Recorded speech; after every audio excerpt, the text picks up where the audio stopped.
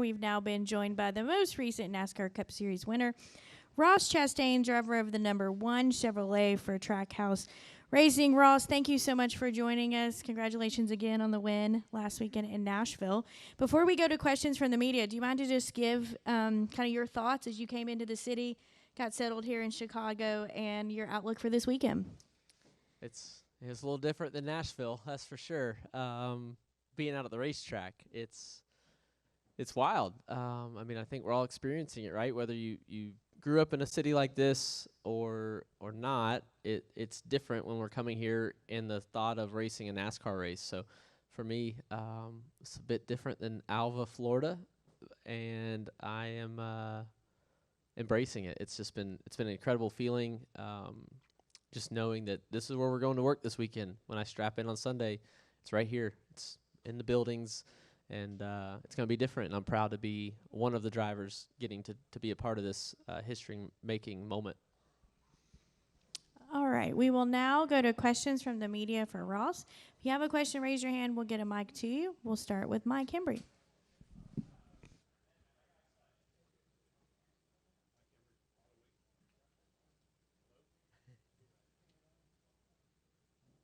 Test. Mike Hembry, Auto Week. Speaking of different, big, heavy stock cars, street cars, never been tried before.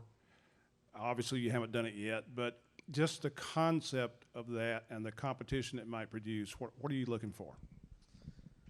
Yeah, so for me, Mike, it's about still naturally driving the car and attacking the track, but there's just no runoff. So in practice on these road courses, what I've found is I can overstep, spin out. It's okay in practice. Get the clutch pushed in. Don't let the engine turn over backwards. Don't lock a tire up and drag the car coming back in the pits. Don't hit a tire barrier. It's usually far enough away there's room to stop and slide and learn the limit. Here's not the case. There's no runoff. There is no room for error. So in talking with drivers and that have ran street races before with these tight walls, that's the biggest difference is virtually, and you can go and prepare and still attack and crash on our simulators, but when you get in the car, it's going to all close in, and that's what they keep saying. So I've just taken that approach that I know it's going to feel terrible as far as wall proximity, and knowing that I know the penalty in practice and qualifying and the race is really big, and it's right. The moment that I break traction, I'm not going to wonder if I'm going to hit the wall for very long because the wall is right there. So that's been the biggest thing, is just mentally trying to balance aggression for lap time and penalty of overstepping that aggression and hitting the wall. That's really been my focus all week. Okay, we'll go to Nate. Nate Ryan, NBC Sports. Ross, obviously you've seen the course here the last couple of days. Are there any specific areas, like, let's throw out a couple, exit a pit lane into turn 1 or, turn 4s? I guess Jensen Button was supposed to tell us is about like a car width on the racing line. I think turn 10 looks like it's extremely fast on exit. Will you just give us like your analysis of like where you're focused on the course so far? Yes. I mean, yeah, I'm not, I on a normal track, I would have, turn 4 bump at Nashville. It was a big spot that I was focused on, knew it was going to be a problem, and it was a problem all weekend. Here, I got 2 point some odd miles, 12 turns that I am focused on, that I'm really not putting any corners above the others until I drive the car. I'm not having any preconceived notions. I don't want to proactively think, oh, turn 4 is going to be tough. I know they're going to be tough. There's not going to be an easy turn on this track because of the no runoff. There's no room to run off and slow down and slide. So, no, I don't have anything right now. After practice, come back to me and I might have some, but I'm not putting any corners, any higher priority right now versus the others because I just don't know. And then quick follow-up, you've got your team owner also racing this weekend. How much do you think you'll be able to lean on him from what he learns Saturday, and what is that relationship like, I guess, when he goes from team owner to teammate? Is it a little bit different working with Justin that way? Yeah, I offered the spot for him. Politely, no one really took me up on that. It was really cool that the first time he drove the track in the simulator at GM, I was able to be there with him. with colleagues. So we both drove and got to compare to each other and compare our feedback, compare what we're feeling in the car, and then our driving styles. I leaned on Justin in the Xfinity Series starting in 2015, and when he was still racing part-time for road courses. So that's where our relationship really grew, was the years before that. When I got in the truck he was getting out of in 2011, we were just kind of just acquaintances that I bought some seats from. And I still remember the first time I met his wife, Erin, was knocking on their door to pay, had an envelope of cash to pay for the seats, and Justin wasn't there going to him, texting him actively over the years for advice on tracks, and then going to him when he was in the 42 Xfinity car.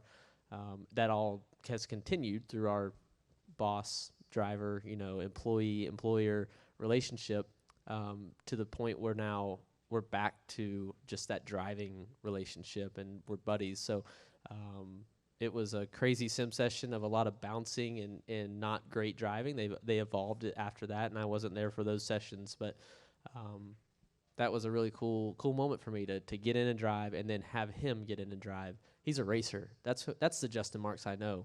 Justin Marks, the team owner, I'm still learning to adapt to knowing him as that. I know him as the driver. He's just a highly renowned road horse racer, and a guy that I went to for advice, never knowing he was going to own a dang Cup team, and I was going to drive for it, and we were going to win 3 races together. So, once he gets on track, I'll be right there at his window net when he gets out to listen to him debrief with Alex Jans, his crew chief, and the colleague bunch. It's a group that I've worked with before, so I know that group well, and I talked to him a little bit about the dynamics over there, and help him get up to speed with them. All right, we'll go to a question for Kelly, and then Jerry, and then we'll come to Lee. Kelly?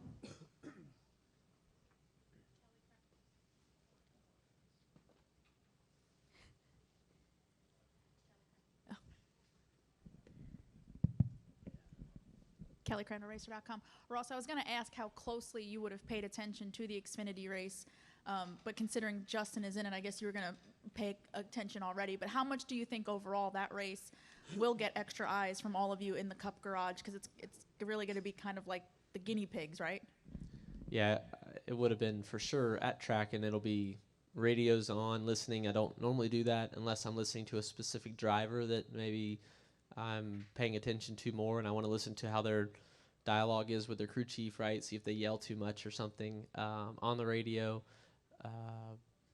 SMT will be rolling. I'll have tablet up, watching different cars and seeing their lines, and then the race for sure, right? I'll have all that up for the race, but practice would have been highly focused for me.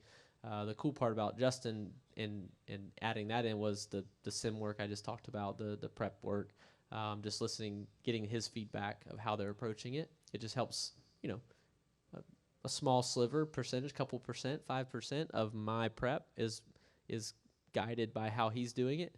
I take everybody's opinion and I form my own. I take their prep and then I form what I think is my best prep. So prep work has been the biggest thing. I've just been able to listen to him and that team talk.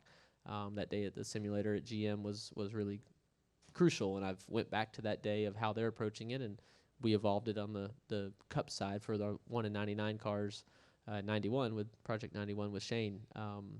It's everybody has their different philosophies, and we're all ultimately going to put our best piece of paper on come Saturday and Sunday. A lot of talk, a lot of hype around this race. You said earlier about now that you're here, it's so different. But are you getting the sense now that you're here and getting to see it, what a big deal this is, instead of just all the talk for the last couple months about it being a big deal? Yeah, for sure. I'm looking out of all these windows in this incredible art institute. I can't see the sky. It's only buildings. I see a couple trees, and from my point of view right now, I'm not used to that. I'm used to wide open farm fields and 2-lane roads in South Florida. So to be here now and know that when I strap in, I'm probably not going to be able to see much of the sky. It's going to be buildings and walls and fences and tight confines. So it's real. It's here, and I get to be a part of it. And I'm just thankful for that. And then we go to work. Once we get on track, it'll just be another racetrack, another 12 turns, try to beat my competitors and my heroes come Sunday. All right, Jerry. Jerry Jordan, kickingthetires.net. So you mentioned your sim stuff. Can you elaborate a little bit on the difficulty of going through the sim and trouble spots? Jensen named a couple that you see at this point. Yeah, well, 12 of them. I wrecked in every corner. Okay, but that's what's so great about modern technology is you just stop, they hit reset, and you fire right back off. Now I rein that in. I don't attack like I did in there. I bring that down, and I will be working up to it. So if you don't see super fast laps right off the bat from me, it's not an accident. Now, do I want to go out and just be the fastest and win everything and win the pole like last week? Of course, I'm a competitor, but I'm not focused on just lap time firing off because I know the penalty, and it's been my main focus this week is keeping that aggression level down in practice. Speaking of last week, big pole, big win. How was the party? Big party too? Yeah, man. Look, Trackhouse was formed in Nashville. The thought Justin was living there, and that's where the leadership group still is with Ty and Dean of Trackhouse 360, and Steve Smith and Tootsie's was one of the first groups to really get on board. And so got out of the car, and when I saw Ty in Victory Lane, not out on the front stretch, but I said, look, we always talk about we're going to stay. We haven't, in any of the wins, we haven't stayed yet. If we're ever going to do it, it's here. So fortunately, they kept the plane. They flew everybody home 10 a.m. on Monday. It was great. It was just from taking over the stage at Tootsie's and having Philip get on the drums to just embracing with having more time and personal time up there to on the third floor to just see everybody talk and enjoy the night was awesome. Everybody made the plane. Everybody made it home, and we went back to work on Tuesday. Mm-hmm. All right, we'll go to Lee, then up front to Bob, and then back to Kate. Lee Spencer Catchments. The last thing you said to me on Saturday after winning the pole was, I'll see you back on Sunday night. And the kind of confidence that you had, where did that come from? And I'm not saying you didn't have it, but where did, how confident did you feel going into that deal and then to close it? Because some of the people are saying you have to run a perfect race these days to win. So I'm just kind of curious about what your feelings were. Yeah, obviously they were high. I couldn't believe I said it. Even right after I walked away from you, I thought, oh, and then it kind of left my mind. And then Sunday morning, I saw some of the tweets about it, and I thought, okay, mental note, don't ever do that again. Okay, I know we're fast. I know we're gonna have a shot to win, but there's so much that can go wrong. Let's not be that confident and overconfident. I felt like it came across wrong, and then we won, and I was like, hot dang, I'm glad I said it. Yeah, I don't know why I said it. It just rolled off my tongue. We were just casually talking, walking out. A fast car, for sure. A fast car will give you that confidence as a driver. And when they pointed at the guitars hanging on the wall and said that's for the winner, it was like, well, I'll come back and get those tomorrow night. Not normally like that. Y'all know me. I'm not normally like that. But with a car like that, being able to tie together, I was so proud of those 2 laps, mainly the round 2 lap, to be able to go a few thousandths of a second faster when we were expecting half a tenth of fall off. Truth be told, it means I could have went faster in round 1, but we won't get into that. To be able to back up the lap time was incredible. So I was super proud of that. Aside from winning on Sunday, that second round lap and Saturday's effort will always be a memory of mine now, and something that I'm proud of. The relief that came from the win, now you and Phil can just kind of concentrate on the playoffs, pretty much. I mean, you're not going to give up the next, 9 races, I'm not saying that, but you can put your focus on the bigger prize, correct? We can, but we didn't change our approach. The only thing changed this week was we weren't productive on Monday. But we all got back to work on Tuesday, and it was a normal week. And as we've evolved as a team, last year after COTA, my week after the first win was crazy with more interviews, and we went more places and did more stuff than I've ever experienced. This year, and this first win of the year was much more regimented. I am thankful that my team gave me the time to prepare like I wanted to, gave me, the time to put into the process that we have and not be so scattered about the country and doing interviews and flying here, going there. I'm glad we did it the way we did it last year because it was great, but I wanted to focus on this week and the weeks coming up. So nothing changes. We don't take our right rear spring out this week and change it because we want to save it. Like it's just we go as hard as we can, as fast as we can, and try to put together the best weeks because we're competitors, and that's what we do. All right, we're going to go to Bob. Bob Hawkers, Fox Sports. Does having the win, knowing that you're in the playoffs with that win last week, does it make this week any easier or less stressful? It does. We're just trying to scrap up as many points as we can every week. So to have a 57-point day, almost perfect race last week, just feels good. Aside from the win, if we would have finished second and gotten 56 points, and it still feels, I don't know if that's how that works up there in the front, but 52. It still would feel good coming here, knowing we piled up that many just week to week. It's really easy to remember last week, not so easy to remember 10 weeks ago how many points we got. So, we want to have the most points. That's ultimately a great sign of a great team. So, no matter what, this weekend, yes, last week makes this week easier, but we're still going to put our best foot forward to run the, hopefully, 100th lap as far up as we can.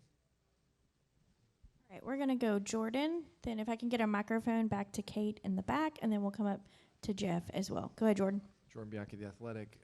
This race, is it more track position? Is it more pitting for fresh tires and making sure that the tire wear isn't there? How do you manage it during the course of the day? I have no idea. I've heard and been told that it will gain grip and lap time throughout the weekend, that from wherever we start, it'll gain exponentially, and we're not sure with these cars how much more, but the track will naturally be faster with more rubber as we lay it down. So I don't know. I think fast cars are going to be up front. Somebody in a fast car is going to mess up qualifying, start in the back, and have to work their way forward. But a fast car and a fast driver will pass. You'll be able to, if you can outbrake people, you'll pass them. If you can wrap them through these 90-degree turns, have less wheel in the car, and drive off the corner to their right rear or left rear quarter panel, depending on which corner it is, you'll have position, you'll be able to pass. So it's not going to be pleasant, but it never is. These are some of the best drivers and teams. They're really good at defending and maximizing their cars. And now with a car that we all have the same parts and pieces. We have the same chassis, body, suspension parts. We can choose our settings, but we're not manufacturing this stuff. So from the fastest car in qualifying to the slowest, I don't know where I'm going to stack up in that. I know I have the same parts and pieces. It's just about my team's, application of that stuff to make it go fast, and then me driving it. So I don't know what will be the key. I just know fast car, fast driver will ultimately prevail. Then typically in restarts, drivers tend to be very aggressive, see it as an opportunity to get positions. Here, restarts are expected to be chaotic, potentially problematic. So what is the balance for you then versus aggressive or backing off and letting everyone else basically kind of pile into each other, going into a corner and then passing them? Yeah, I know it's easy to sit here and say it, but fundamentally, like I talked about rolling out in practice, I will be on the reserve side. I will attack my car, but I won't attack the track. I want to feel if I'm tight or loose or if I'm bouncing too much. I'm not going to go 2 seconds off the pace, but I might be lap one, but I'll work up to it. And then on the restarts and stuff, I just think we have, for me, I have so much more to gain by not being the aggressor. Will pay off. Not saying I'm going to just roll over and let people take advantage of me, but I want to be on on the better end walking out of here with opinions of other drivers, and their thoughts about me. Then I want to be on the better end than the worse end. If it means a spot or two, I'll be honest. I'd rather be on the, I want to pay it forward a bit. Now that's not to say that I won't overshoot a brake zone. Some of the brake markers I think are hard to see. They're a unique design. They're not really bright. We'll see how that goes throughout the weekend if we change that. So if I miss my braking and I get into somebody, it's not saying I don't do something on accident, but I'm not gonna, maliciously go out and bulldoze through there. It's for me a conscious and mental effort to not be on the aggression side on a turn one dive bomb. Now, if I think I can pass somebody cleanly, I'm gonna do it. All right, we'll go to Kate and then back up to Jeff. Go ahead, Kate. Kate Wagner, Road and Track. I think this race is pretty emblematic that the sport is changing. Certainly has changed a lot since I started watching it as a little girl in the 90s. And I was wondering, what you think about that, not only about this race in this big city and what it means for the fans, but also, you're a really exciting driver. When I said I'm covering the race, my friend's like, hey, is that guy who did the corner, the turn, going to be there? And I said, yeah. And he's like, whoa, I'm going to watch it. So what do you think about that as someone who's real up and coming in the sport? I'm proud to be a bright spot for new fans, and hopefully we're a team that new fans can attach onto and grow with us. We're a new team. This is year 3, year 2 of how we really know it, of Trackhouse and standing on our own 2 feet. We're here for all the new fans and existing fans that want to transition over. Whether you're a fan of us or not, though, I'm glad we're providing some highlights and some good content for the world we live in. Whether it's the Hail Melon or winning at Nashville, more the merrier on the Trackhouse wagon.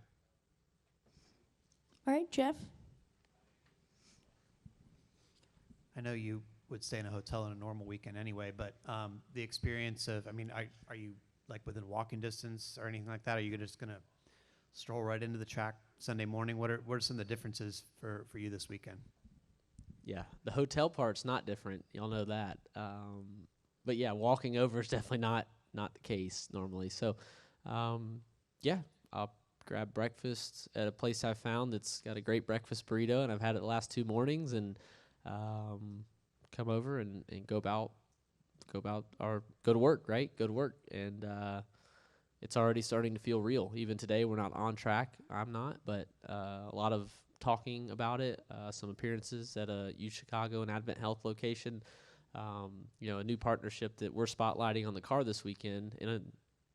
Even though that our race is temporary and we're going to be gone in a few days, like right after the race, they're going to start tearing this thing down, and local residents will be happy they can get their traffic flow back. And they got some new asphalt because of it. It's starting to feel real. So walking in this morning and yesterday just felt like I'm just kind of a tourist in a big city. I took yesterday just to go explore the city, walked a lot, and just got to take a river taxi through the city. It was crazy. It was cool that you can float on a boat right between these big old high rises. It's going to be real starting tomorrow morning for sure. I know I'm getting up and walking to work. I've never been able to say that in my life. I always had to drive to the farm, drive to the race shop, drive to the track. I've never walked to work before, so we're getting to live the full Chicago city life. All right, and we'll end with Claire. Claire B. Lang, Sirius XM NASCAR Radio. So I talked to some Chicago police officers today. I saw people on the street interviewing fans, and then they were getting tickets down there, and there were other, I think it was NBC that was there. There's just a lot going on. Have you run into a lot of fans or people? You've been here a while in market. What sort of reaction are you getting, or any interesting stories of who you've run into who might know you?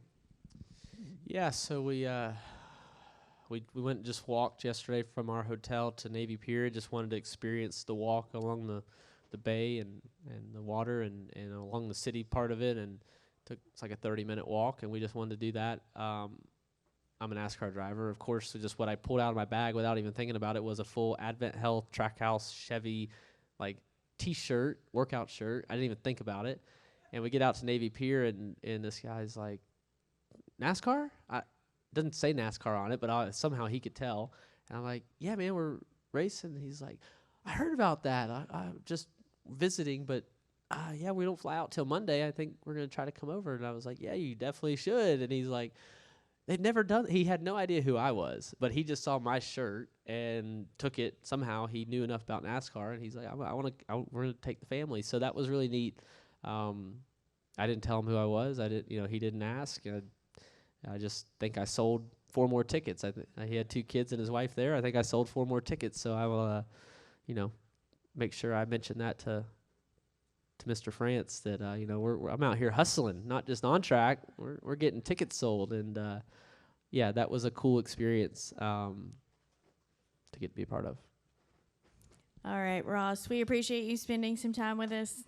We appreciate you spending a little bit of extra time with us as well, and we wish you the best of luck this weekend. All right, thank y'all.